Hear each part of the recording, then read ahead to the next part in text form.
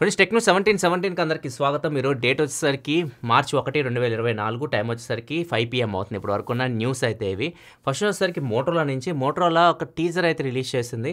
ఇది చైనాలో, ఈ ఫోన్ చైనాలో వీళ్ళు తీసుకొని రాబోతున్నారు. అండ్ ఫోన్ నేమ్ వచ్చేసరికి మోటరోలా X50 Ultra. ఇది ఇండియాకి వస్తే ఒకవేళ మోటో ఎడ్జ్ 50 Ultraగా తీసుకొని రావచ్చు. ఫ్లాగ్షిప్ ఫోన్ ఇది. 8 Gen 3 ప్రాసెసర్తో రాబోతుంది. అందుకే వీళ్ళు రేసింగ్ కార్స్ ఇవన్నీ టీచ్ చేస్తున్నారు. అండ్ ఇంకొకటి ఏఐ ఫీచర్స్తో కూడా రాబోతుంది. ఏఐని కూడా వీళ్ళు టీచ్ చేస్తూ ఉన్నారు. మరి వీళ్ళు ఎలాంటి ఏఐ ఫీచర్స్ తీసుకొని వస్తారో చూడాలి. శాంసంగ్ లాగా అలాంటివి తీసుకొస్తారు, కొత్తగా ఏమైనా తీసుకొని వస్తారు, ఇవన్నీ మనకి ఫోన్ లాంచ్ అయిన తర్వాత తెలుస్తుంది. ఈ ఫోన్ తొందరలోనే చైనాలో లాంచ్ అయిపోతుంది. మోటో X50 Ultraగా ఇండియాలో ఎడ్జ్ సిరీస్లో మనం దీన్ని చూడొచ్చు. నెక్స్ట్ మనకి శాంసంగ్ నుంచి శాంసంగ్ S24 FE అంటే ఫ్యాన్ ఎడిషన్ తెలిసిందే మనకి. S23 FE వచ్చింది కదా, దాని సక్సెసర్గా S24 FE రాబోతుంది.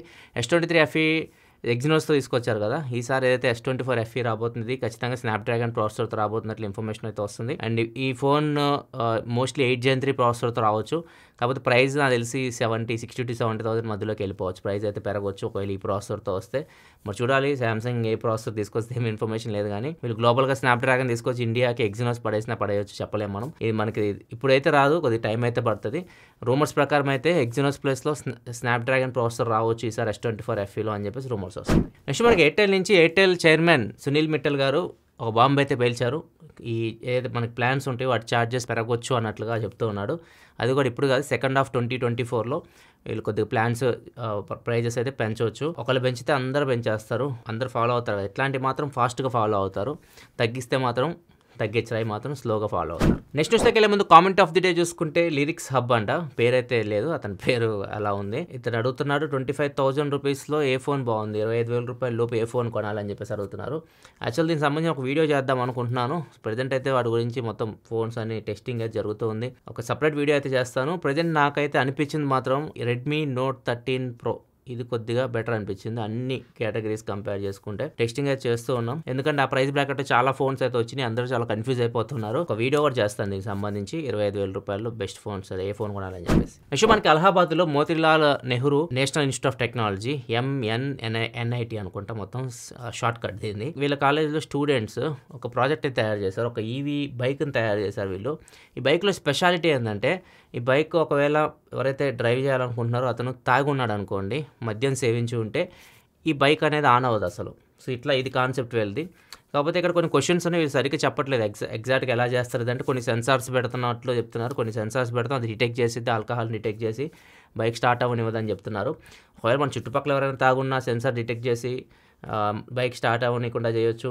మన వెనక కూర్చున్న వాళ్ళు, డ్రైవర్ కాకుండా వెనక కూర్చున్న వాళ్ళు తాగున్నా కానీ ఆ సెన్సార్ డిటెక్ట్ చేసి బైక్ స్టార్ట్ అవ్వకుండా చేయొచ్చు. కొన్ని కాంప్లికేషన్స్ అయితే ఉంటాయి ఈ ప్రాజెక్ట్లో. మరి చూడాలి వీళ్ళు ఇవన్నీ సాల్వ్ చేసి ఒకవేళ దీన్ని ప్రాజెక్ట్ని ముందుకు తీసుకొస్తే మాత్రం మంచి ఆలోచన ఇది. ఒకవేళ ఎవరైనా తాగితే బైక్ అయితే స్టార్ట్ అవ్వదు, వీళ్ళ కాన్సెప్ట్ అయితే అది. వీళ్ళు చెప్తుంది బైక్ ఒక 130,000 రూపాయల దాకా పడవచ్చు ఒకవేళ మేము మార్కెట్లో తీసుకురావాలనుకుంటే. దీన్ని ఒకసారి ఛార్జ్ పెడితే 60 kilometers వరకు వెళ్తుంది, 4 గంటల charging time, and top speed వచ్చేసరికి 70 km/h. నెక్స్ట్ వచ్చి కూడా ఈవీకి సంబంధించి ఈవీ ఇప్పుడు మనకు చాలా ఫాస్ట్గా గ్రో అవుతూ ఉంది, అండ్ బ్యాటరీ కెపాసిటీలు పెంచుతున్నారు, ఫాస్ట్ ఛార్జింగ్ తీసుకొని వస్తూ ఉన్నారు. ఇప్పుడు చైనా వాళ్ళు అయితే చాలా ఫాస్ట్గా ఛార్జ్ అయ్యే ఈవీని తీసుకొని వచ్చారనమాట. సో వీళ్ళ కంపెనీ వచ్చేసరికి లీ ఆటో కంపెనీ.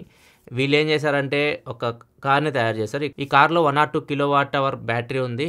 దీన్ని 521 kW ఛార్జర్తో వీళ్ళు ఛార్జింగ్ పెడితే ఇది 10 to 80% జస్ట్ 18 minutesలో ఛార్జ్ అయిపోతుంది. 10 నిమిషాలు దీన్ని ఛార్జ్ పెడితే దగ్గర వీళ్ళు చెప్పేది ఒక 490 kilometers వరకు మీరు ట్రావెల్ చేయొచ్చు, అంత ఫాస్ట్గా ఇది ఛార్జ్ అయిద్ది అని చెప్పేసి వీళ్ళు చెప్తున్నారు. ఖచ్చితంగా నెక్స్ట్ 1-2 yearsలో ఇట్లాంటివి మనం చూస్తూనే ఉంటాం, ఎందుకంటే ఈవీలో మెయిన్ ప్రాబ్లం ఏంటంటే రేంజ్ మనకు వచ్చే కార్స్ ఇండియాలో ఇప్పుడు అంత ఎక్కువ రేంజ్ అయితే ఉండట్ల బడ్జెట్లో వచ్చే కార్స్. ఇంకొకటి ఛార్జింగ్ స్పీడ్ కూడా అంత ఉండట్ల, 5-6 hours మినిమం ఇంట్లో మనం ఛార్జ్ పెట్టాలంటే ఇంత టైం తీసుకుంటున్నాయి. వాళ్ళు ఫాస్ట్గా ఛార్జ్ పెట్టాలంటే బయట 50 kW ఛార్జర్స్ ఉంటే అక్కడికి వెళ్ళి ఛార్జింగ్ పెట్టుకోవాల్సి వస్తుంది.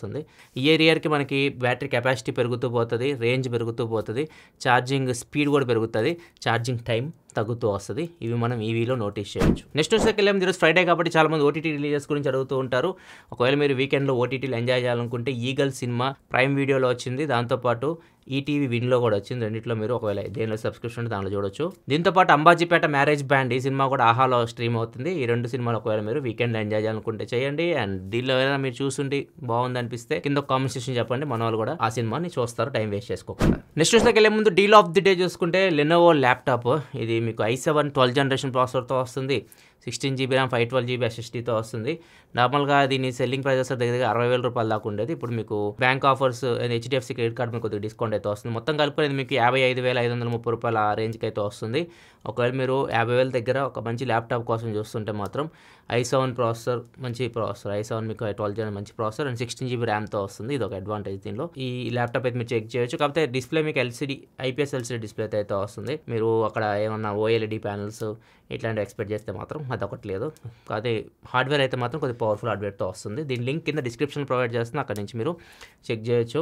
అండ్ ఇలా మరిన్ని డీల్స్ మీరు ఇంకా చెక్ చేయాలనుకుంటే మన టెలిగ్రామ్ ఛానల్కి వెళ్ళండి, అక్కడ మీకు మంచి డీల్స్ అయితే ఉంటాయి. టెలిగ్రామ్ ఛానల్ లింక్ కూడా కింద డిస్క్రిప్షన్లో ఉంటుంది, అక్కడ నుంచి మీరు దాన్ని ఫాలో అయిపోండి. నెక్స్ట్ మనకి లావా నుంచి లావా బ్లేజ్ కర్వ్ 5G, ఇది మార్చి 5వ తారీఖు ఈ ఫోన్ని లావా అయితే లాంచ్ అయిపోతుంది.